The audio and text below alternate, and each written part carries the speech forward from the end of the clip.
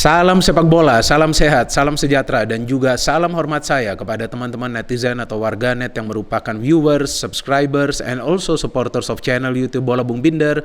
Di konten terbaru hari ini teman-teman, saya ingin memberikan preview dari pertandingan besar di English Premier League antara Liverpool versus Manchester United, yang sama-sama kita ketahui bahwa dua tim ini membutuhkan 3 poin untuk alasan yang berbeda. Kalau Manchester United karena mereka bersaing dengan Arsenal dan juga Tottenham Hotspur supaya bisa menyelesaikan musim kompetisi ini dengan berada di top 4 zone agar bisa bermain di Champions League musim depan, sedangkan Liverpool membutuhkan 3 poin karena mereka bersaing dengan Manchester City agar bisa menjadi juara musim ini.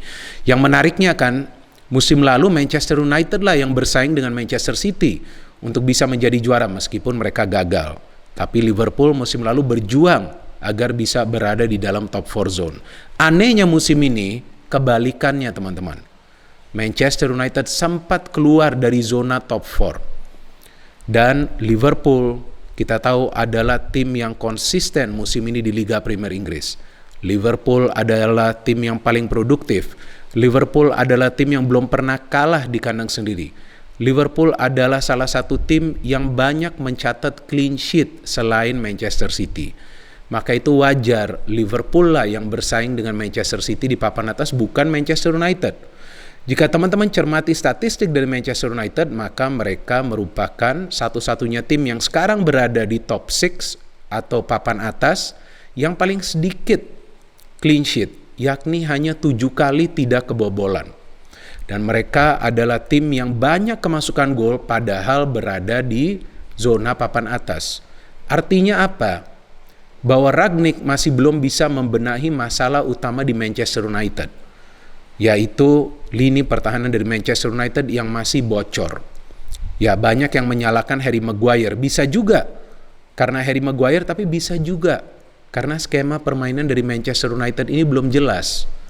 Ada yang mengatakan bahwa MU ini mainnya dengan cara pressing, passing, dan juga movement of the ball. Ada yang mengatakan bahwa MU ini banyak mengandalkan counter attack. Ada yang mengatakan bahwa MU ini bermain total menyerang sehingga mereka banyak kemasukan gol. Belum jelas sama sekali teman-teman. Dan lebih gak jelas lagi kita tahu dengan Rangnick, yang kadang-kadang dia bisa mencadangkan Ronaldo, kadang-kadang dia tidak membawa Ronaldo dengan alasan Ronaldo tidak fit. Tapi pada saat Ronaldo mencetak hat-trick lawan Norwich, dia juga bisa mengatakan bahwa Ronaldo masih merupakan pemain yang penting. Nah, ini aneh banget apa yang sedang terjadi di Manchester United. Belum lagi dengan Paul Pogba, yang kita tahu sekarang punya masalah sendiri di Manchester United. Dan saya gak yakin juga dia akan bertahan di Manchester United. Ya, tergantung juga nanti dengan pelatih barunya yang dikabarkan kan Erik ten Hag yang akan menjadi pelatih baru dari MU musim depan. Meskipun itu juga tidak menjamin bahwa MU akan bisa bangkit kembali seperti sebelumnya di era Sir Alex Ferguson. Belum tentu juga teman-teman. Karena selain juga dengan konsep permainan Erik ten Hag, dibutuhkan juga materi pemain yang jauh lebih baik. Karena kalau kita perhatikan sekarang, beberapa pemain dari Manchester United itu tampaknya tidak menyatu di atas lapangan. Sebetulnya secara bakat mereka pemain-pemain yang bagus. Sancho, Elanga, Fred sekarang permainannya mulai lebih bagus lagi. Ada juga Luke Shaw. Greenwood sayang kan karena dia sudah tidak bisa bermain lagi untuk MU untuk sementara ini karena sudah disuspend karena kasus kekerasan yang dia lakukan. Jadi sebetulnya secara bakat ya MU punya pemain-pemain yang bagus, tapi tampaknya mereka jarang menyatu di atas lapangan, tidak konsisten. Belum lagi ada Bruno Fernandes. Beda kan sekarang performa dari Bruno Fernandes dibandingkan musim lalu yang dia banyak mencetak gol. Untuk sementara ini top scorernya siapa? Ronaldo. Maka itu saya bingung jika ada yang menyalahkan Ronaldo atas form dari MU yang tidak konsisten. Karena jika tanpa Ronaldo musim ini, maka saya tidak yakin MU itu akan berada di papan atas. 15 gol loh. Ronaldo telah cetak 2 kali hat-trick. 1 lawan Tottenham Hotspur, 1 lagi lawan Norwich. Dan selain juga Ronaldo, menurut saya 2 pemain yang penting di Manchester United, selain Ronaldo, yang pertama adalah De Gea, dan yang kedua tentu adalah Luke Shaw. Memang banyak yang juga mengkritik Luke Shaw, tapi kalau saya perhatikan permainan dari Luke Shaw, dia pemain yang berani, dia pemain yang keras dalam urusan untuk mengawal lini pertahanan, dan dia pemain yang sering memberikan umpan-umpan kunci juga. Sayangnya bahwa kadang-kadang dia sering cedera. Itu saja masalahnya. Tapi secara permainan, saya melihat bahwa Luke Shaw ini juga adalah pemain yang penting di Manchester United. Bagaimana dengan Liverpool? Beda dengan musim lalu, kenapa musim lalu itu Liverpool berjuang untuk berada di dalam top 4 zone? Karena silih berganti para pemain mereka cedera. Tapi musim ini mereka punya fully fit squad. Pemain-pemainnya semua bugar. Mereka bermain di beberapa kompetisi masih bisa mendapatkan hasil yang positif. Bahkan dalam 5 pertandingan terakhir Liga Premier Inggris, Liverpool bisa mencatat 4 kali clean sheet, 4 kali kemenangan, dan 1 draw. Draw-nya itu juga lawan Manchester City di kandang Manchester City. Artinya apa? Tim ini sudah punya momentum. Tim ini berada on the right track, di jalur yang benar untuk menjadi juara. Tapi selalu ada tapinya, teman-teman. Liverpool pun punya masalah mereka sendiri. Apa masalahnya? Ketika 2 fullback dari mereka itu asik menyerang. Itu yang sering dimanfaatkan oleh para pemain tim lawan dengan melakukan pergerakan di antara fullback dan juga center back dari Liverpool, maka itu Liverpool sering kecolongan gol. Buktinya apa? Dalam 3 pertandingan terakhir, di 3 kompetisi yang berbeda, Liverpool tidak mencatat clean sheet. Lawan Manchester City kemasukan 2 gol, lawan Benfica kemasukan 3 gol, dan lawan Manchester City lagi di Piala FA kemasukan 2 gol. Which means apa? Ada juga cara untuk bisa menjebol gawang dari Liverpool, asalkan para pemain tim lawan itu pintar memanfaatkan counter attack yang cepat. The problem is bahwa MU tidak selalu cepat dalam membangun transisi positif. Karena dengan terlalu lama menguasai bola, antara itu Bruno Fernandes atau juga Sancho yang sering asik mengotak-ngatik bola alias melakukan dribbling, nah itu yang membuat bola bisa direbut dari kaki mereka. Elanga is a good player, dia punya speed, tapi kadang-kadang dia terlambat memberikan passing ke depan. Maka itu saya selalu mengatakan bahwa Ronaldo ini pemain yang bagus, tapi dia tidak mendapatkan suplai bola yang dia butuhkan. Nah, yang saya bingung ketika Rangnick menerapkan taktik pressing, dia juga meminta Ronaldo kembali hingga ke lini tengah minimal untuk bisa juga membantu merebut bola dari kaki para pemain tim lawan. Saya pikir itu sudah sulit dilakukan oleh Cristiano Ronaldo. Bukan karena usianya sudah 37 tahun, karena dia sudah terbiasa bermain sebagai center forward dan terbiasa mencari ruang terbuka di pertahanan tim lawan.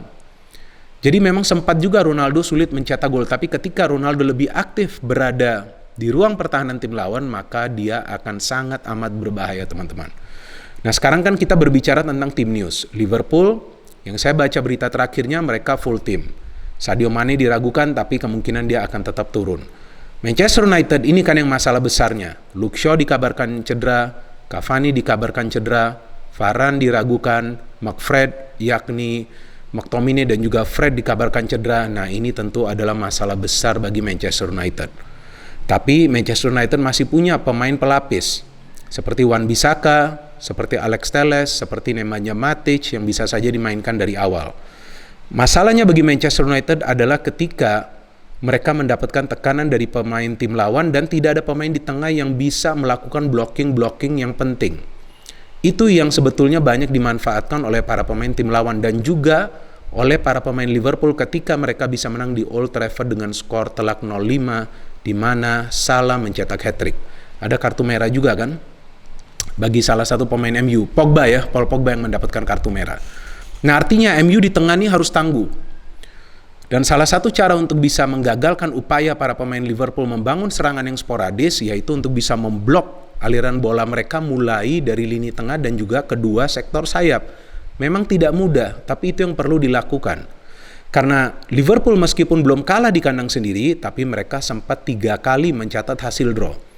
Lawan Chelsea, lawan Brighton, dan juga lawan Manchester City. Bagaimana caranya 3 tim ini bisa menahan Liverpool? Karena mereka benar-benar disiplin di lini pertahanan. Mereka disiplin di lini tengah untuk memblok aliran bola dari para pemain Liverpool. Dan mereka bisa membangun counter cepat. Mereka bisa memberikan true pass yang akurat. Maka itu, mereka bisa mencatat hasil draw. Brighton memang bukanlah tim papan atas, tapi coba teman-teman lihat. Rekor defensif dari Brighton itu jauh lebih baik daripada Manchester United. Artinya mereka punya defense yang solid dan mereka masih bisa membangun counter attack yang efektif. Nah, itu salah satu cara menurut saya bagi Manchester United jika mereka ingin lolos dari kekalahan. Ya memang sih favoritnya adalah Liverpool kan teman-teman. Form mereka lagi bagus dan Klopp sekarang kan punya opsi lebih banyak di lini depan kan, karena stok strikernya itu lebih banyak kan, ada 5, ada Firmino, ada Jota, ada Diaz, ada Mane, ada Salah.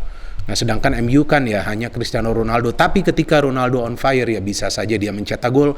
Kalau menurut saya bagi Manchester United bisa mendapatkan hasil draw saja di pertandingan ini adalah bagaikan kemenangan, karena kita tahu bahwa form mereka tidak konsisten dan juga masalah mereka itu berada di lini pertahanan. Banyak yang mengatakan bahwa Manchester United itu kesulitannya dalam urusan mencetak gol. Menurut saya dalam urusan mencetak gol tuh mereka bisa. Membangun serangan tuh mereka bisa. Tapi ketika mereka coba untuk bertahan kembali setelah membangun serangan, nah itu yang sulit mereka lakukan. Maka itu mereka banyak kemasukan gol. Lawan Norwich, mereka bisa mencetak 3 gol tapi kemasukan 2 gol. Dan bisa saja lebih banyak gol lagi kemasukan jika bukan karena De Gea. Nah artinya lini pertahanan yang perlu menjadi fokus utama bagi Ralf Rangnick. Dia perlu membuat para pemain MU itu tampil disiplin dan sama sekali tidak boleh membuka celah. Karena nih Liverpool nih bermain dengan 3 striker di depan. Meskipun ada juga 2 penyerang sayap kan. Dan juga fullback mereka nih yang akan naik turun. Jadi perlu cari momen untuk bisa melakukan counter. Sedangkan bagi para pemain Liverpool, mereka harus dengan cepat membypass lini tengah dari MU. Karena saya pikir bahwa MU akan menumpuk begitu banyak pemain di lini tengah untuk mengganggu 3 pemain Liverpool yang berada di lini tengah. Saya terus terang agak bingung untuk memprediksi pertandingan ini karena memang di atas kertas Liverpool lah yang merupakan favoritnya, dan tentu mayoritas akan menjagokan Liverpool. Tapi ini namanya sepak bola teman-teman, apapun bisa terjadi tergantung dari taktik kedua pelatih. Nah tentu sebagai seseorang yang netral ya saya ingin menyaksikan pertandingan ini karena saya feeling bahwa pertandingan ini akan berjalan sangat menarik, dan saya pikir bahwa MU akan mengandalkan counter cepat, sedangkan Liverpool akan keluar all out attack karena mereka membutuhkan 3 poin itu agar sementara mereka nanti bisa berada di peringkat nomor 1 sambil menunggu permainan Manchester City. Sehingga saya pikir bahwa kemungkinan besar akan ada banyak gol yang terjadi di pertandingan ini. Yes, Liverpool are the favorite, tapi saya pikir kita juga tidak bisa meremehkan Manchester United. Feeling saya pertandingan akan berjalan ketat dan Liverpool bisa menang, tapi kemungkinan dengan skor tipis. Jika Manchester United bisa menahan Liverpool, maka saya pikir itu adalah kemenangan untuk Ralf Rangnick juga.